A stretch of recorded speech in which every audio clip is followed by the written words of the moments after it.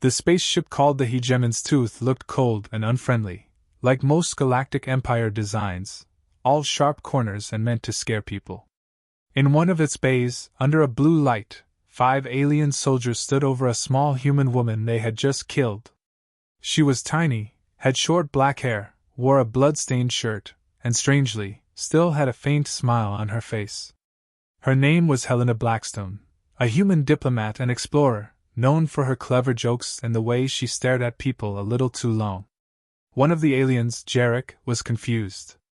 "She thanked us?" he said.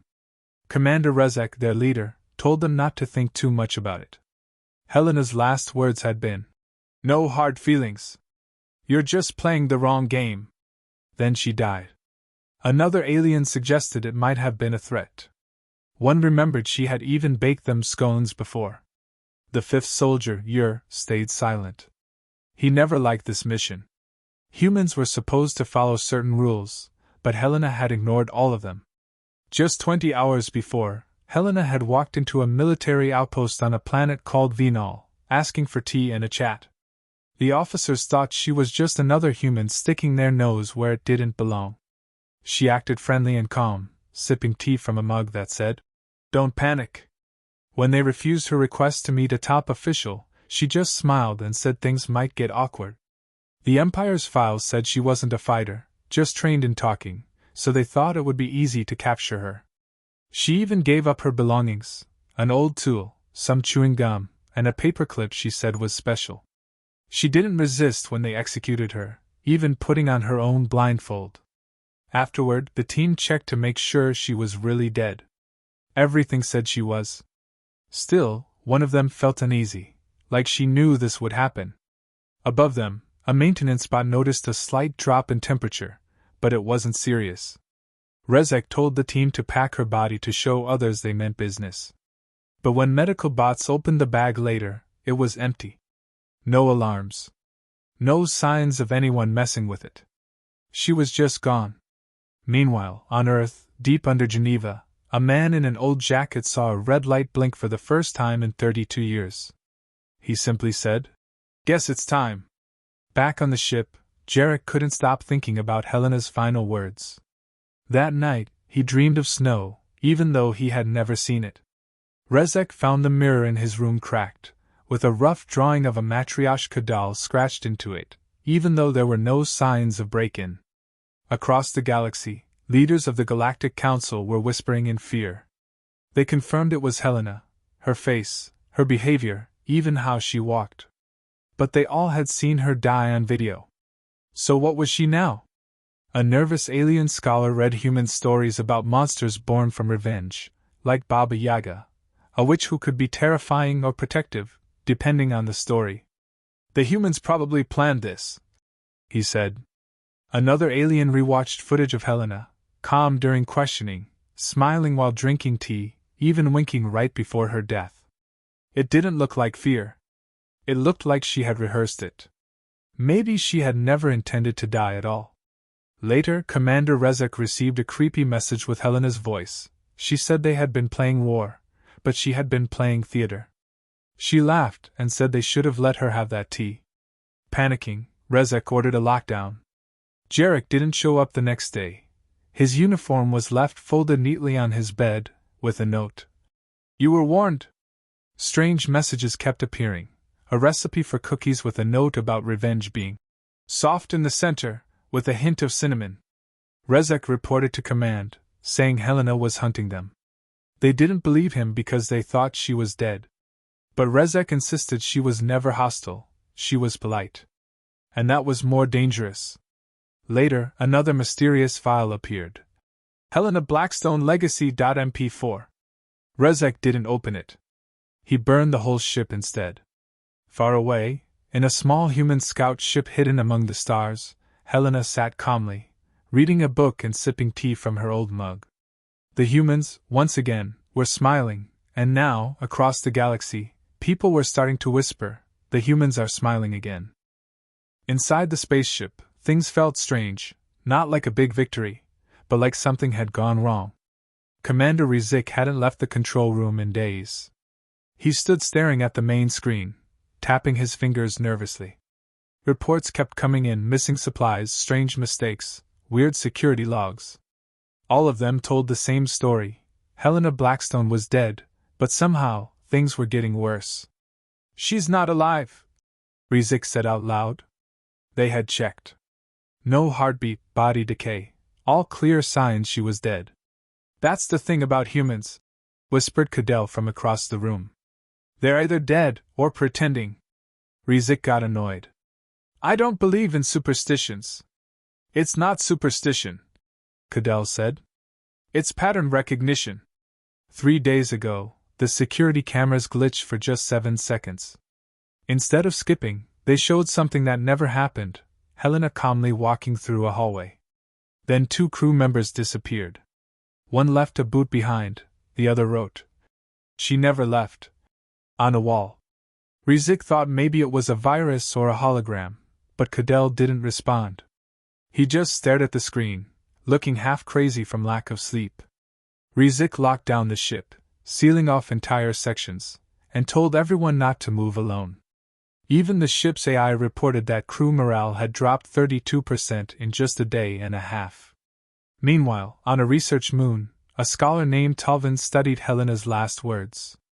Humans had a funny way of hiding serious messages inside jokes. One phrase stuck out. "Time to wake the Baba Yaga." Baba Yaga, according to human stories, was a witch, a monster, and a protector, all mixed up. Talvin realized the danger. Because the story of Baba Yaga didn't have one clear meaning, there was no clear weakness either.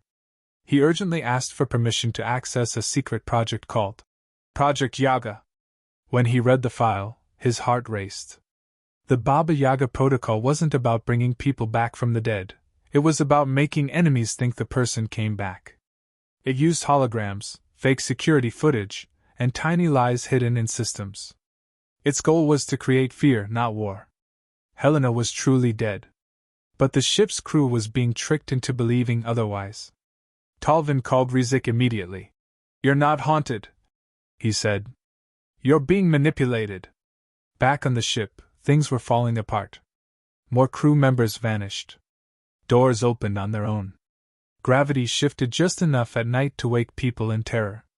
In a war meeting, the diplomats admitted, humans use smiles, jokes, and even pastries to hide threats. They realized they hadn't killed a soldier, they had killed a diplomat, and diplomats fight differently. Cadell stood up, looking exhausted. "She's still here," he said. Rizik argued, but Cadell insisted. "She's in the air ducts. Or maybe she doesn't even need a body anymore." Cadell then shared a riddle he had heard in his dreams. "What walks on 2 legs, bleeds once, and is never truly gone?" Before anyone could respond, the ship's power went out, and eerie laughter echoed through the vents. Across the galaxy, a mysterious message began appearing on public screens. Helena's voice said, "You thought war was about guns. We thought it was about storytelling. Humans don't write endings, we write sequels." The video showed warships, happy children, and teacups. In the final image, Helena stood under a new human flag, showing a matryoshka doll, a symbol of hidden layers. She wasn't promising revenge, she was promising consequences. The message went viral, and new rebel groups called themselves Children of Baba Yaga. It was too late to stop it. A human virus of myth and story had been released, and it was working better than any weapon. Back on the Hegemon's tooth, Rizik admitted the truth. He wasn't afraid of Helena's ghost. He was afraid of what she made him believe. When another crew member went missing, they found only a napkin on his bed. On it, in neat handwriting, was written, "Fear is the most polite weapon. Thank you for noticing me." Broken and desperate, Rizik finally sent Earth a message offering an apology and reparations. The humans replied, "Oh, no apologies needed. We love a good story. Just remember, we wrote this one." The ship's lights flickered again. Far out in space, a small human scout ship turned off its engines. Helena sat at the controls, calmly watching chaos unfold on her screen. She sipped her tea and smiled a little. Someone stood behind her and asked, "Do you think they'll break?" "They already have," Helena replied. What's next? The figure asked. We let the story spread, Helena said, sliding a hard drive into the console. It began uploading all of their plans.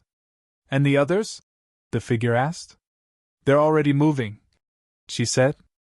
Baba Yaga was just the beginning. When the upload finished, a message popped up. Stage 2, Matryoshka protocol activated. The ship went completely silent again. Across the galaxy, countless systems started dreaming about a woman who had died politely but returned very impolitely. Meanwhile, on the fourth moon of the Earth cluster, in an art gallery that had been turned into an emergency meeting room, leaders from 12 alien races gathered to argue. Half the paintings had been taken down to make room for the chaos. The ones left showed sad blue pictures called existential regret. Grand Minister Krell, a loud and scary alien, demanded a strong military response. Ambassador In from Earth sat calmly sipping strong coffee. She pointed out that Helena had been a legal diplomat, and killing her was a crime under galactic law. The council erupted in noise, angry growls, clicks, and flashes of electricity, breaking a few translator machines. In stayed calm, drinking her coffee. Krell shouted that Helena had entered a restricted area. In simply replied that she asked for tea, and the Empire had responded with guns and a live execution. Now, strange things were happening. Soldiers were seeing her ghosts, systems were crashing, fleets were refusing to fight. Earth's embassies simply sent fruit baskets along with pamphlets titled, Grieving the Myth of Control, a Beginner's Guide for Former Empires. It was no longer about Helena. It was about the humans. The council realized Earth was acting way too calm, like hunters who had already set their trap. In calmly said, You killed our diplomat. If you don't take Terran lives seriously, start counting your ships and cities. She didn't raise her voice or make a direct threat. She just let the words sit there like a quiet warning. Outside in space, human ships floated close but harmlessly, like predators pretending to be harmless. Watching from afar. In a hidden human warship called Diplomatic Immunity, Helena watched the meeting through a drone. Standing next to her was General Harrow, a serious military leader. You're not worried? He asked. Helena replied. I'm not the ghost they think I am. I'm worse, I'm the truth behind it. The humans hadn't just sent weapons. They sent fear, stories, myths, riddles, all spreading like a virus. People believed they saw Helena in dreams, in mirrors, in empty hallways. It didn't matter if it was true. It mattered that people believed. The pressure builds. In one colony, leaders quit after finding their dining hall arranged like a funeral. In another, a general refused to open airlocks after hearing a whisper of his own name. No humans were ever spotted nearby. Back at the council meeting, someone finally asked, What does Earth want? And slid a small blue data slate across the table. This is a list of Terran peace terms, she said. Krell read it and frowned. It wasn't a peace treaty, it was a bill. An invoice. You're not asking for peace. You're making us pay, he shouted. Yes, In replied calmly. Because if you don't, you'll find out what else we can do. Then, the final moves. 3 explosions happened. One above a space station, no one hurt, but dramatic. One that paused all communications. One that played a video across every device. Helena appeared on every screen, tired but calm. You should be afraid, she said. Not of me. I'm just the beginning. Be afraid of what comes after humans stop pretending to be friendly. The screen cut off. In the silence, In stood up and said, Earth is ready to be reasonable, if the council admits its mistake and pays. When asked if she was bluffing, In leaned forward and said, Ask yourself, why are humans always smiling? We survived ice, fire, plagues, and each other. But we smile. We joke. We serve tea. That's not friendliness. She smiled, but this time, it wasn't a friendly smile. Helena left the gallery calmly, without even looking back. That night, Krell couldn't sleep. Even though his room was secure and protected, he woke up with the taste of cinnamon in his mouth and heard a strange humming sound through the air vents, a tune that felt human but was unfamiliar. Meanwhile, Commander Rizik was hiding on a lonely, dangerous planet, a place so forgotten that even the maps joked about it.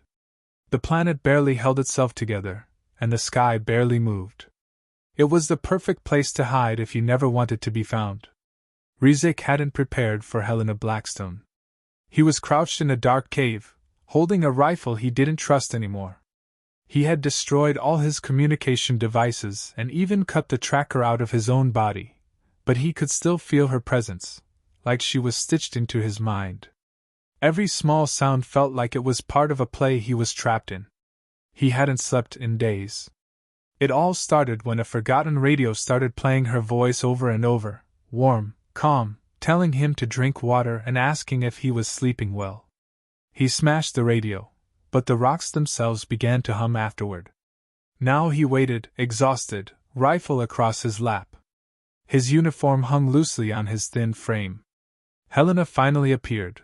No drama, no tricks, just calmly stepping into the cave, wearing a light coat and boots that seemed to float above the ground.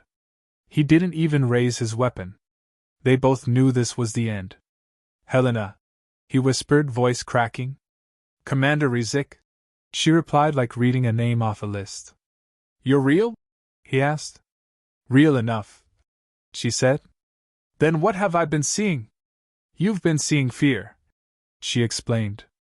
"Fear that grows slowly, like water heating in a kettle while smiling." "But you died," he said. "Only officially," she replied. "I had help." Rizik shook badly. He asked if this was revenge. Helena stepped closer, her eyes sharp and thoughtful. "No," she said. "Revenge is personal. This is policy." He realized privacy didn't exist anymore around her. "You were a diplomat, not a soldier," he said. "I still am," she said. "Just not the kind of diplomat you expected." "Then what do you represent?" "The part of humanity that smiles while quietly taking control," she said. "The ones who sit back until they own the whole stage." He was trembling now. "We didn't know," he said. "Exactly," she replied. "You thought we were weak because we were polite." Helena reached into her coat. Rizik flinched, but she just pulled out a thermos, poured some tea, and offered it to him. He stared at it suspiciously. "Earl Grey." "Hot," she said. He didn't take it. "You killed the others," he said. "No," she said. "They did that to themselves. I just gave them a little push." As she turned to leave, he asked, "Why me?" Helena paused. "Because you watched. You ordered it. You smiled when I died." Rizik could barely stand. "What do you want?" he croaked. "I want you to remember," she said. "Every heartbeat should remind you that Earth gave you a chance to be kind. You chose conquest." We answered. "You could have destroyed us," he whispered. "Yes," she nodded. "But then you wouldn't learn anything." Meanwhile, across the galaxy, the story of Helena Blackstone spread beyond her. Across 9 sectors, rebellions rose, not for freedom, but for polite revenge. Humanity hadn't conquered the galaxy. They had infiltrated it. On many worlds, old statues of war heroes were replaced by symbols like matryoshka dolls, cracked teacups, and footprints that disappeared. Earth didn't just win, they changed the galaxy quietly, charmingly, dangerously. Back on Earth, Ambassador In met with General Harrow in a dark room. "It's done," she said. "And Helena?" Harrow asked. "She's the question now," In replied. "The answer comes later." They toasted, not with tea this time, but whiskey. Back on the lonely rock, Rizik realized Helena was gone. The thermos of tea sat beside him, still warm. He drank it. It was good, and bitter. One star system over, an entire flagship disappeared without warning. Its last message was a riddle. What do humans serve cold, prepare warm, and deliver with a smile? No one could answer. Helena could. She sat on a cliff, looking at the stars. She pulled out a notebook and wrote. They believed the lie. Then the lie believed itself. She closed the book. The war was over. The performance had just begun.